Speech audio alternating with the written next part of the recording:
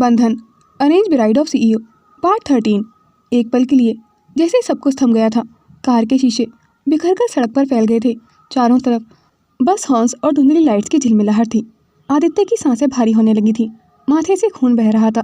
उसने कोशिश की स्टीयरिंग पकड़ने की, पर उसकी उंगलियां फिसल रही थी। कशिश उसके होंठ हिले। वह बस इतना ही बोल पाया था। दूर सड़क के किनारे खड़ा एक ट्रक ड्राइवर भागता हुआ आया। भाई साहब, ओ भाई साहब, सुनिए। पर आदित्य की नजरें अब धुंधली पड़ने लगी थी। हॉर्न की आवाज़ें, लोगों की भीड़ और एम्बुलेंस का सायरन सब मिलकर एक अजीब सी गूंज में बदल गए थे। उसके मोबाइल की स्क्रीन पर अब भी समर अग्निवंशी की मिस्ड कॉल चमक रही थी। कशिश की आंखें रो रो कर लाल हो चुकी थी। वो बिस्तर पर बैठी डायरी के पन्नों को बार बार पलट रही थी। हर शब्द अब जहर की तरह उसे चुभ रहा था। एम्बुलेंस की सायरन सन्नाटे को चीरती हुई आगे बढ़ रही थी। हॉस्पिटल के इमरजेंसी गेट के पास स्ट्रेचर उतारते ही नर्सें और बहुत दौड़ पड़े थे। पेशेंट कॉन्शियस है, थोड़ा थोड़ा मैडम। आदित्य की पलकों के नीचे दर्द की परत थी। माथे से खून बह रहा था और दाहिने हाथ पर गहरी कट लगी थी। वरदान भी वहीं पहुंच चुका था। उसके शर्ट पर मिट्टी और खून के छींटे थे और कोहनी से लेकर कलाई तक पट्टी बंधी थी। Doctor, he is my brother. कैसे हैं वो? वरदान की आवाज़ कांप रही थी। डॉक्टर ने सिर हिलाया। घबराइए नहीं, हालत अभी स्टेबल है। सीटी स्कैन करवाना होगा, बस ऑब्जर्वेशन में रख रहे हैं। कुछ घंटे बाद हॉस्पिटल के कमरे में हल्की नीली रोशनी थी। आदित्य बेहोशी और होश के बीच झूल रहा था। उसके माथे पर बैंडेज था, होठों पर सूखापन था। दरवाज़ा धीरे से खुला। वरदान अंदर आया। हाथ पर ताज़ी पट्टी, चेहरे पर थकान और आंखों में राहत की झलक थी। भाई, वो पास आया और कुर्सी खींचकर बैठ गया था। डरा दिया था आपने तो। आदित्य ने हल्की मुस्कान की कोशिश की, लेकिन उसके होठ कांप गए थे। कुछ नहीं हुआ है मुझे, बस गाड़ी थोड़ी आउट ऑफ कंट्रोल हो गई थी। डॉक्टर अंदर आए, रिपोर्ट्स देखकर बोले, अब चिंता की कोई बात नहीं है। कुछ टाँके लगे हैं, सर और हाथ में हल्की चोट है। 2 दिन आराम चाहिए। फिर मुस्कुराए। आप लोग घर जा सकते हैं। आप डिस्चार्ज पेपर पर साइन कर दीजिए। वरदान ने साइन किए और धीरे से आदित्य को संभालते हुए उठाया। हॉस्पिटल के कॉरिडोर में दोनों के कदमों की आवाज़ गूंज रही थी। अग्निवंशी मेंशन। देर रात मुख्य दरवाजे के बाहर कार रुक चुकी थी। जैसे ही आदित्य उतरा, घर की लाइट्स एक एक कर जल उठी थी। जमुना सबसे पहले भागती हुई आई। आदित्य बेटा, ये क्या हाल बना रखा है? उन्होंने उसका चेहरा दोनों हथेलियों में थाम लिया था। आंसू पलकों से छलक पड़े थे। पीछे से वरदान ने धीरे से कहा, आंटी सब ठीक है, बस थोड़ा आराम चाहिए। हॉल में समर खड़ा था, गंभीर, पर आंखों में चिंता साफ थी। क्या ज़रूरत थी भाई इतनी तेज़ स्पीड पर गाड़ी चलाने की? उसने धीमे पर कड़े स्वर में कहा। आदित्य कुछ नहीं बोला, बस एक नज़र उसे देखा। फिर वो सीढ़ियाँ चढ़ने लगा था। हर कदम के साथ एक दर्द भीतर उतरता जा रहा था। पीछे से वरदान बोला, भाई कशिश भाभी को बताऊँ क्या? आदित्य के कदम वहीं ठहर गया था। उसने बिना पलटे कहा, नहीं, कोई ज़रूरत नहीं है उसे बताने की। उसकी आवाज़ में वो थकान थी जो सिर्फ टूटी हुई मोहब्बत से आती है। आदित्य सीढ़ियाँ चढ़ता हुआ अपने कमरे के दरवाजे तक पहुंच गया था। कमरे के अंदर हल्की रोशनी थी। स्टडी लैम्प की पीली लो दीवार पर धीमे धीमे चमक रही थी। कशिश टेबल के सामने बैठी थी। स्टडी नोट्स फैले हुए थे। जैसे ही दरवाज़ा खुला, क्लिक, उसने पलट कर देखा और अगले ही पल उसकी सांसें जैसे रुक गई थी। आदित्य? वो कुर्सी खिसकाकर उठी। किताबें गिर गई थी, पर उसकी नज़र सिर्फ आदित्य के माथे की बैंडेज और हाथ की पट्टी और सूजे हुए चेहरे पर अटक गई थी। ये चोट कैसे लगी आपको? ये सब कैसे हुआ? कहाँ थे आप? वो घबराकर उसके पास आई। कांपते हाथों से उसके माथे को छूना चाहा। खून? ये कैसे हुआ? आदित्य ने एक पल के लिए उसकी तरफ देखा। वो नज़र जैसे सब कुछ कहकर भी खामोश थी, और फिर बिना कुछ बोले अपना हाथ धीरे से हटाया और सीधे बेड की तरफ चला गया था। कशिश वहीं खड़ी रह गई थी। वरदान ने उसके हाथ में दवाई का पैकेट देकर बोला, भाभी ये दवाई दे देना भाई को। पर वरदान भैया, इन्हें चोट कैसे लगी? वरदान आदित्य की घूरती हुई नज़र देखकर बिना कुछ कहे वहाँ से चला गया था। कशिश की सांसें तेज थीं और आंखों में बेचैनी। मैं आपसे पूछ रही हूँ आदित्य, कुछ तो बोलिए। वो उसके पास आते हुए बोली। उसकी आवाज़ में डर था और थोड़ी नाराज़गी भी। आदित्य ने चुपचाप जैकेट कंधे से उतारी, साइड टेबल पर रखी, पानी की बोतल उठाई और एक घूंट लिया। फिर धीमी आवाज़ में बोला, कुछ नहीं हुआ, बस थक गया हूँ मैं। कशिश का दिल जैसे बैठ गया था। वो आगे बढ़ी। आप थक गए हैं आदित्य? आप तो ऐसे लग रहे हैं जैसे।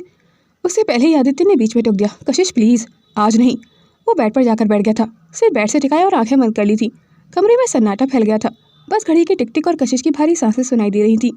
कशिश धीरे धीरे उसके पास आई। उसके कदमों की आहट तक साफ सुनाई दे रही थी। वो धीमी आवाज़ में बोली, आपके लिए खाना ले आऊँ? थोड़ा सा खा लीजिएगा ना, फिर दवाई ले लीजिएगा।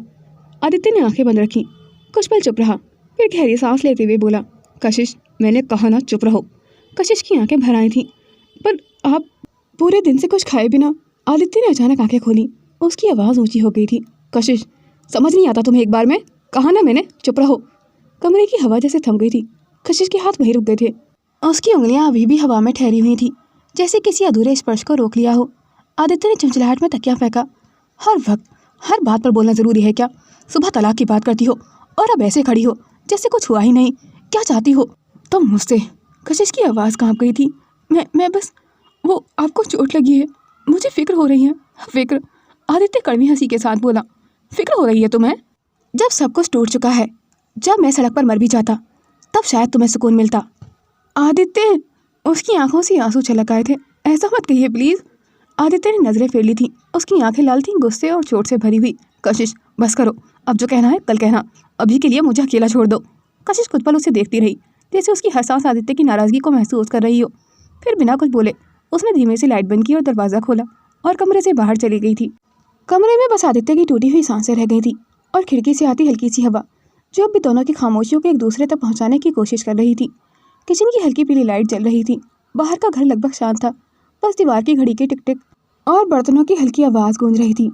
कशिश किचन के कोने में बैठी हुई थी, ज़मीन पर घुटनों को सीने से लगाए।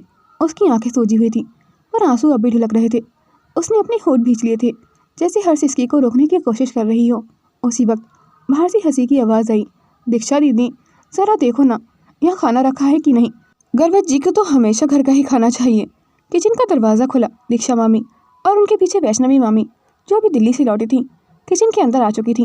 दोनों की नज़र जैसे ही कशिश पर पड़ी, थोड़ी देर के लिए सन्नाटा छा गया था। कशिश ने तुरंत अपने आंसू पोंछे और उठी और बिना कुछ कहे सिंक के पास चली गई थी, जैसे बस कोई काम निपटाना बाकी हो। दीक्षा ने आंखें छोटी करते हुए कहा, अरे क्या बात है कशिश? लगता है फिर झगड़ा हुआ है तुम दोनों का। कशिश ने हल्की आवाज़ में कहा, नहीं मामी, कुछ नहीं हुआ। वो बस इतना कहकर पलटने लगी थी, पर वैष्णवी मुस्कुराई, जैसे कुछ सोच रही हो। उसने दीक्षा से कहा, दीदी, अगर पति से झगड़ा हुआ हो तो ऐसे कोने में बैठकर रोने से कुछ नहीं होगा। खाना लेकर जाए और उसे अपने हाथों से खिलाए, और अगर ना माने तो फिर मुझसे आकर पूछ लेना कि पति को कैसे मनाया जाता है। वो हल्का सा हंसी के साथ बोली, आजकल के बच्चों को पति को रिझाना बिल्कुल नहीं आता। आदमी के दिल का रास्ता पेट से होकर खुलता है। कशिश के कदम वहीं रुक गए थे। उसकी आंखों में एक पल का डर चमका, मगर उसने कुछ नहीं कहा। बस थाली उठाई, उसमें धीरे धीरे सब्जी, दाल और 2 फुलके रखे। उसकी उंगलियां काँप रही थी, पर चेहरा शांत था। कशिश समझ चुकी थी कि उसकी दोनों मामियां उसे समझाने के लिए बात कर रही हैं। वो मुस्कुराते हुए थाली उठाकर कमरे की ओर बढ़ गई थी। किचन में अभी बर्तनों की खनक थी, पर उसके हर कदम के साथ वो आवाज़ें जैसे दूर होती जा रही थी। वो कमरे के दरवाजे के बाहर पहुंची। अंदर अभी वही सन्नाटा था। उसने गहरी सांस ली और बहुत धीरे से दरवाज़ा खोला। कमरे में अब सिर्फ आदित्य की परछाई थी, जो लैंप की हल्की रोशनी में झलक रही थी। टेबल पर लैपटॉप खुला हुआ था। स्क्रीन पर किसी ईमेल थ्रेड का हिस्सा, doctor Aryan Malhotra return to city, लिखा चमक रहा था। आवाज़ सुनकर आदित्य ने नज़र उठाई। दरवाज़ा धीरे से खुला और कशिश अंदर आ गई थी। हाथ में ट्रे थी जिसमें खाना रखा हुआ था। उसकी आंखें अब भी नम थीं, लेकिन चेहरा शांत। आदित्य ने तुरंत लैपटॉप बंद किया, जैसे किसी राज को छुपाने की कोशिश कर रहा हो। चेहरे पर वही सख्त लकीरें लौट आई थीं। कशिश धीरे से बेड के पास आई। खाना ले आई हूँ आपके लिए, उसने धीमी आवाज़ में कहा। आदित्य ने बस एक नज़र डाली और बिना कुछ बोले नज़रें फेर ली थी। कशिश उसके सामने फर्श पर बैठ गई थी। प्लेट खोली और फोर्क में एक टुकड़ा रखकर बोली, थोड़ा खा लीजिए ना, फिर दवा ले लीजिएगा। उसने टेबल पर रखी मेडिसिन की ओर इशारा करते हुए कहा। आदित्य की निगाहें जैसे कहीं और थी, दीवार की तरफ। वो पूरी तरह चुप रहा, मानो कशिश वहाँ थी ही नहीं। कशिश ने फिर कोशिश की, प्लीज़ थोड़ा सा, बस एक बाइट। उसकी आवाज़ में अब थकावट थी। आदित्य ने गहरी सांस ली और बिस्तर पर करवट ले ली थी। उसका चेहरा कशिश के बिल्कुल विपरीत दिशा में था। एक पल को वो रुका, फिर ठंडी आवाज़ में बोला, लाइट बंद कर दो। कशिश का दिल जैसा धक सा रह गया था। उसकी उंगलियां हवा में ठहर गई थी। फिर धीरे धीरे उसने लाइट बंद की। कमरा अभी भी अंधेरे में डूब गया था। बस खिड़की से आती चांदनी उसके चेहरे पर गिर रही थी। वो धीरे से पास आई, आदित्य के कंधे पर हाथ रखा। आदित्य, उसकी आवाज़ काँप रही थी, आप मुझसे नाराज़ हैं। ठीक है तो बात मत कीजिए, पर दवाई तो ले लीजिए ना। आदित्य ने हल्का सा सिर झटका, जैसे उसके स्पर्श से भी बचना चाहता हो। कशिश, मैंने कहा ना, सोने दो मुझे। उसके शब्द धीमे थे, पर इतने ठंडे की कशिश की आंखें भर आई थीं। वो कुछ पर वहीं खड़ी रही, उसके पीछे अंधेरे में। फिर धीरे से प्लेट रखी और वहीं फर्श पर बैठ गई थी, सिर दीवार से टिकाकर। खामोशी में सिर्फ घड़ी की टिक टिक थी। उस टिक टिक के बीच कशिश की सांसों का टूटा हुआ रिदम की आवाज़ गूंज रही थी, जैसे वो अभी उसकी हाँ का इंतज़ार कर रही हो, जो शायद अब कभी नहीं आएगी। अगली सुबह की हल्की धूप पर्दे से छनकर कमरे में आ रही थी। दीवार पर लगी घड़ी ने 7 बजाए हुए थे। कमरे में सन्नाटा था, बस पक्षियों की हल्की आवाज़ और बाहर से आती ठंडी हवा का एहसास था। आदित्य की आंखें धीरे धीरे खुली। सिर भारी था और शरीर थका हुआ। उसने करवट बदली और तभी उसकी नज़र पड़ी कशिश पर। वो फर्श पर बैठ के सहारे लगी हुई बैठी थी, सिर दीवार से टिका हुआ था, आंखें बंद थीं, शायद नींद में डूबी थी। उसके सामने वही प्लेट रखी थी जिसमें खाना अब ठंडा होकर जमे हुए सा लग रहा था। आदित्य ने कुछ सेकंड तक उसे देखा। कल रात की बातें एक एक करके उसे याद आने लगी थी। उसकी आवाज़, उसकी आंखें, वो कांपते हाथ। उसके चेहरे पर एक पल को गिल्ट तैर गया था। धीरे धीरे उसने खुद को उठाया और आगे बढ़कर झुकने की कोशिश की। कशिश के बाल उसके चेहरे पर आ गिरे थे।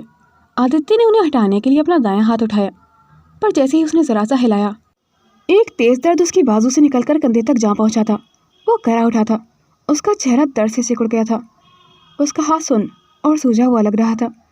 उसकी कराह सुनकर कशिश की आंखें झटके से खुल गई थीं, जैसे रात भर की खामोशी उसे कराह से टूट गई हो। और उसके साथ ही कशिश का सारा सब्र भी। आदित्य! वो तुरंत उठ बैठी थी। उसने देखा उसका हाथ सूज चुका है, नसें खिंची हुई थी और चेहरा पसीने से भीगा हुआ था। कशिश घबराई सी बोली, आपको बहुत दर्द हो रहा है ना? आदित्य ने होठ पीछे, कुछ नहीं, बस हल्का दर्द है। हल्का? कशिश ने लगभग रोते हुए कहा, आपने रात में मेडिसिन भी नहीं ली थी ना?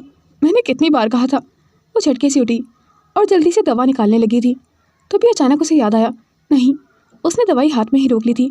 फिर हड़बड़ाकर बोली, अभी नहीं, अभी तो आपने कुछ खाया भी नहीं आदित्य, खाली पेट दवा नहीं खा सकते आप। आदित्य ने सख्त लहजे में कहा, कशिश, मैं पहले नहा लेता हूँ, फिर नाश्ता कर लूँगा। नहीं, पहले। पर वो बोल ही रही थी कि आदित्य धीरे से उठा और अलमारी की ओर चला गया था।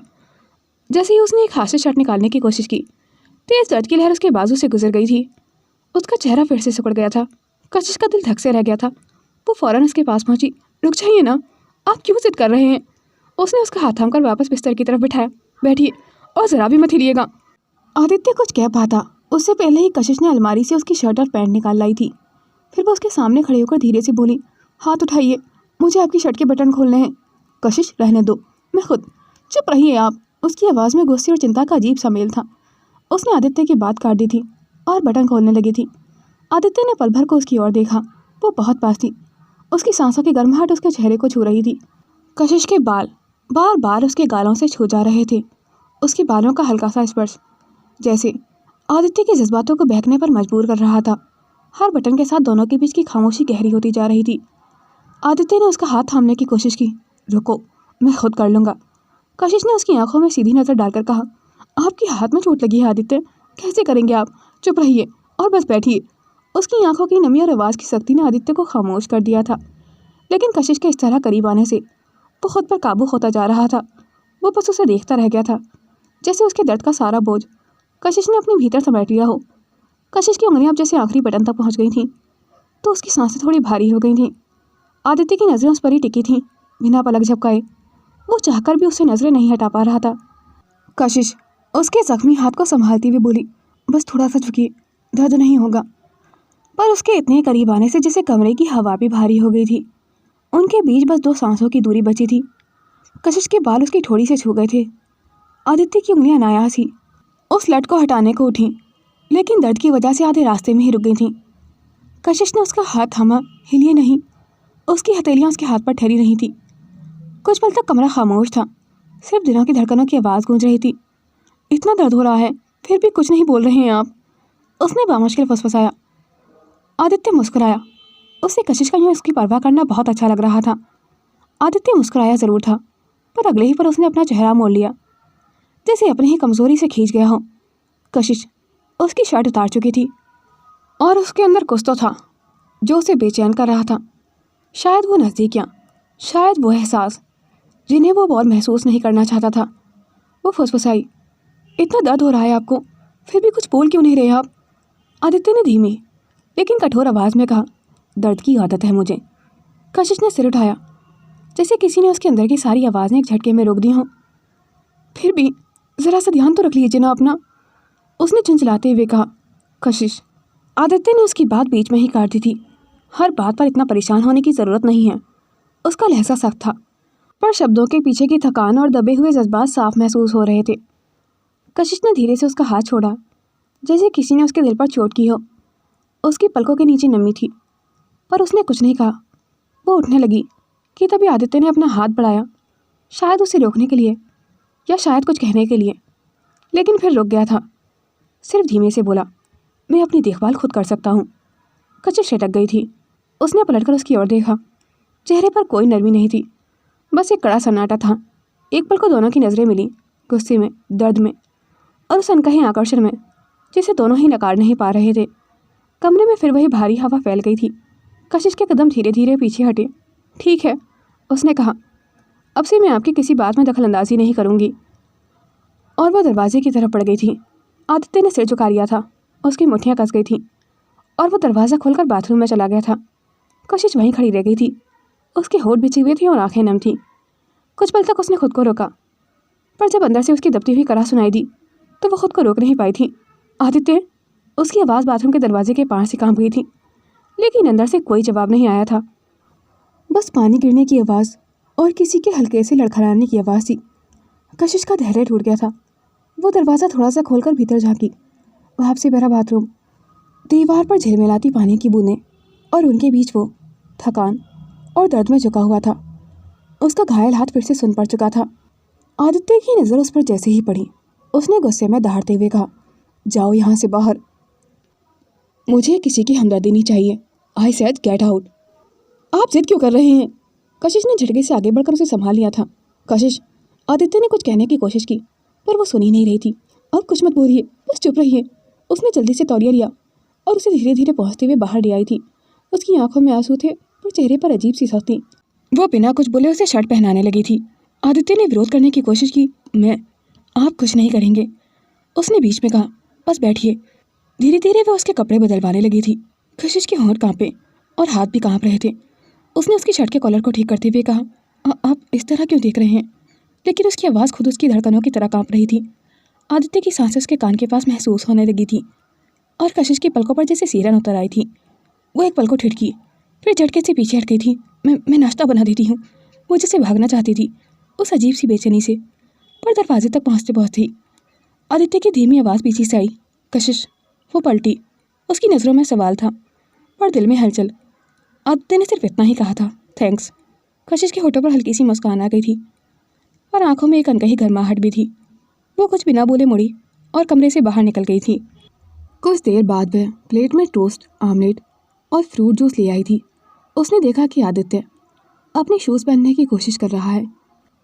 उसने उसका जख्मी हाथ संभालते हुए उसके चेहरे पर पसीना पोंछा और हर पल अपने मन को समझाते हुए कि उसे सिर्फ फ़र्ज़ निभाना है, जबकि अंदर हर स्पर्श के साथ कुछ अनकहा एहसास जाग रहा था। वो फिर उसे सोफे पर बिठाकर बोली, अब नाश्ता कीजिए। आदित्य चुपचाप बैठा रहा, ना कोई विरोध किया, ना कोई स्वीकृति। वो उसके सामने प्लेट रखकर बैठी और उसके मुंह तक चम्मच ले जाते हुए उसे खिलाने लगी थी और आदित्य बस चुपचाप उसके हाथ से नाश्ता कर रहा था। नाश्ते के बाद उसने दवाई दी, पानी पकड़ाया और फिर हल्की आवाज़ में बोली, थोड़ा ध्यान रखिए खुद का। आपकी तबीयत ठीक नहीं है और आप ऑफिस जा रहे हैं। मैं वरदान को बोल दूंगी, आप आराम कीजिए और कोई चीज़ चाहिए तो मुझे बोल दीजिएगा। आदित्य ने नज़रें उठाई, पर उसकी आंखों में अभी वही ठंडापन था। मुझे किसी की आदत नहीं डालनी कशिश। वो चुप हो गई थी। उसने सिर झुका लिया था ताकि उसकी पलकों के नीचे छिपे आंसू किसी को दिखाई ना दें। उसके गले तक कुछ आकर अटक गया था, पर उसने उसे निगल लिया था और बस धीरे से कहा, ठीक है। 5 दिन ऐसे ही बीत गए थे। कशिश सुबह से रात तक उसके आसपास घूमती रही। पार्टी बदलना, खाना देना, दवा याद दिलाना, हर कोशिश में एक उम्मीद थी कि शायद आज आदित्य थोड़ा नरम पड़ेगा, थोड़ा बात करेगा, पर नहीं। वो अभी उतना ही चुप था, उतना ही दूर। सिर्फ कभी कभी जब वो उसकी तरफ पीट के खड़ी होती, उसकी निगाहें कुछ पल के लिए उस पर ठहर जाती, जैसे मन अभी उसे हारना नहीं चाहता था। कशिश हर रात सोचती थी, शायद कल वो बात करेंगे, पर हर सुबह वही सन्नाटा फिर लौटाता था। कमरे में हल्की धूप खिड़की से झनकर आ रही थी। कशिश मेज़ पर रखी दवाइयाँ ठीक कर रही थी, बस किसी तरह खुद को व्यस्त रखकर उस खामोशी से लड़ने की कोशिश कर रही थी जो पिछले 5 दिनों से उसके दिल में बैठी थी। तभी दरवाजे पर हल्की दस्तक हुई। मैडम, मैं अंदर आ सकती हूँ क्या? कशिश ने पलट कर देखा। गौरी मुस्कुराती भी खड़ी थी, हाथ में मोबाइल था में। देखो, किसका फ़ोन रिपेयर करा लाई हूँ। गौरी ने मोबाइल उसकी तरफ बढ़ाया। कशिश ने चौंक कर कहा, मेरा फ़ोन गौरी? गौरी मुस्कुराई, लेकिन उसकी मुस्कान थकी हुई थी। गौरी ने अंदर आते ही उसके हाथ में फ़ोन थमाया। देख, रिपेयर हो गया है तेरा फ़ोन, अब ज़रा मुझसे बात कर लिया कर, वरना मैं ही बोर हो जाती हूँ तेरी चिंता करते करते। कशिश ने हल्के से सिर हिलाया। थैंक यू, तू ना होती तो पता नहीं कैसे रह पाती मैं इस नए शहर में। गौरी ने पास बैठते हुए धीरे से कहा, सुन, कल तेरी सर्जरी है ना? कशिश का चेहरा थोड़ा फीका पड़ गया था। हाँ याद है मुझे। कशिश ने सिर झुका लिया था। सुबह 8 बजे है। अच्छा, गौरी ने उदास मन से कहा। गौरी ने उसे पास बैठाते हुए उसका हाथ थाम कर कहा, देख कशिश, कल का दिन आसान नहीं होगा। प्लानिंग है, प्रिपरेशन है, और तुझे खुद को स्ट्रांग भी तो रखना होगा। लेकिन प्लीज़ एक बार आदित्य जीजू से बात कर ले। कशिश ने तुरंत सिर ना में हिलाया। नहीं गौरी, मुझे कोई बात नहीं करनी। गौरी ने उसके कंधे पर हाथ रखा। कशिश ने सिर हिलाया। नहीं गौरी, अब कोई बात नहीं करनी। फिर धीमे से बोली, मैं आज ही नाना जी से बात करके हॉस्टल में रहने की परमिशन ले लूँगी और सर्जरी के बाद वहीं शिफ्ट हो जाऊँगी, ताकि किसी को भी पता न चले। गौरी चौंकी। क्या तू फिर से वही सब सोच रही है? कशिश की आवाज़ टूट गई थी। क्या करूँ गौरी, वो मुझसे बात ही नहीं करते। मैं चाहती हूँ कि मैं बताऊँ कि कल मेरी सर्जरी है। मैं जानती हूँ कि मेरी गलती थी, मैंने ही डाइवोर्स की बात की थी, पर उस वक्त मैं गुस्से में थी और डर में थी। पर अब समझ ही नहीं आ रहा कि उन्हें कैसे मनाऊं। गौरी ने धीरे से उसका चेहरा अपने हाथों में थाम लिया था। तो तूने कोशिश क्यों छोड़ दी? कशिश की आंखों में नमी थी, क्योंकि वो अब सुनते ही नहीं मुझे, बस खामोश रहते हैं, जैसे मैं अब उनके लिए कोई मायने नहीं रखती। गौरी ने एक पल के लिए सोचा, फिर उसकी आंखों में शरारती सी चमक आ गई थी। वो कशिश के कान के पास झुकी और धीरे से कुछ फुसफुसाई। कशिश की आंखें फैल गई थी। गौरी, तू पागल है क्या? नहीं, प्रैक्टिकल हूँ। गौरी मुस्कुराई। ऐसे ही मानेंगे वो? गुस्सा ऊपर से है, पर अंदर अभी भी तू ही बसी है, समझी? कशिश ने होठ भींचे। चेहरे पर हल्की सी शर्म और झिझक दोनों आ गए थे। ऐसे वो मान जाएंगे? गौरी ने मुस्कुराकर आंख मारी। अगर तूने अच्छे से एग्जीक्यूट किया तो हाँ, जीजू बिल्कुल ही मेल्ट हो जाएंगे। गौरी ने उसके कमरे में नजर घुमाई और फिर बिना उससे पूछे अलमारी के दरवाजे खोल दिए थे। कपड़ों की कतार देखकर उसने सिर पकड़ लिया था। हे भगवान कशिश, ये क्या है? तू मैरिड ही है ना? कशिश ने हैरान होकर देखा। क्या हुआ? गौरी ने एक एक कपड़ा निकालना शुरू किया। कॉटन के कुर्ते, ट्राउजर, सूट, फ्रॉक्स, ये सब तू पहनती है? उसने नाटकीय अंदाज में कहा। शादी के बाद भी ऐसे पूरे पूरे कपड़े कौन पहनता है, और वो भी जब नई नई शादी हो। इसी वजह से जीजू तुझे नहीं, बस लैपटॉप को देखते हैं। कशिश ने तुरंत उसे तकिए से मारा। गौरी, अरे सुनना। गौरी हंसते हुए बोली, थोड़ा सेंस डाल इन कपड़ों में यार, थोड़ा स्पार्क चाहिए। आखिर आदित्य जीजू के दिल में छुपे जज्बातों को बाहर आने के लिए मजबूर करना है। कशिश ने झेंपते हुए आंखें नीचे कर ली थी। गौरी प्लीज़, मैं ये सब नहीं कर सकती। गौरी उसके पास आई, उसके कंधे पर हाथ रखा। कशिश कुछ कहने ही वाली थी कि गौरी ने उसका हाथ पकड़ लिया था। चल उठ, मेरे साथ शॉपिंग पर चल। तेरा ये वार्डरोब देखकर तो मेरा मूड ही ऑफ हो गया है। कशिश ने धीरे से कहा। गौरी, वो नाराज़ हैं, ऐसे में और भी। गौरी ने बीच में ही टोका। बस वही तो, जितना ज़्यादा वो दिखाएंगे कि नाराज़ हैं, उतना ही अंदर से तड़पेंगे। तू बस तैयार है, बाकी मेल्टडाउन की गारंटी मेरी। कशिश हल्का सा मुस्कुराई। तू पागल है गौरी? गौरी ने मुस्कुराकर कहा। हाँ मैं पागल हूँ, सिर्फ तेरे लिए। रात के करीब 9:30 बजे थे। आदित्य ने कमरे का दरवाज़ा खोला तो लाइट्स ऑफ थी। बस कमरे में धीमी सी खुशबू, शायद कशिश के परफ्यूम की थी। वो कुछ पल दरवाजे पर ही खड़ा रहा, फिर बुदबुदाया, कशिश। पर कशिश ने कोई जवाब नहीं दिया था। आदित्य ने अंदर से लाइट ऑन की और तभी उसकी नज़र पर्दे के पीछे खड़ी परछाई पर पड़ी। पर्दा धीरे से हिला और वहाँ खड़ी थी कशिश। सिल्क की हल्की सी ब्लैक शिमरी साड़ी, बाल खुले हुए थे, माथे पर लटें बिखरी हुई थीं, आंखों में झिझक और शरारत का मिला जुला भाव था। आदित्य की तो जैसे सांसें थम गई थीं। उसने कभी कशिश को इस तरह नहीं देखा था।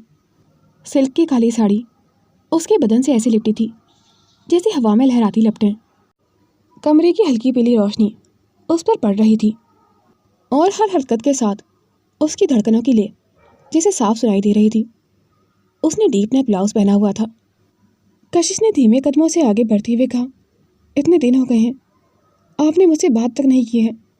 उसकी आवाज़ में हल्की सी कपकपाहट थी, पर उसके चलने में एक नज़ाकत थी जो बिना कोशिश किए ही आदित्य की धड़कनों को बढ़ा चुकी थी।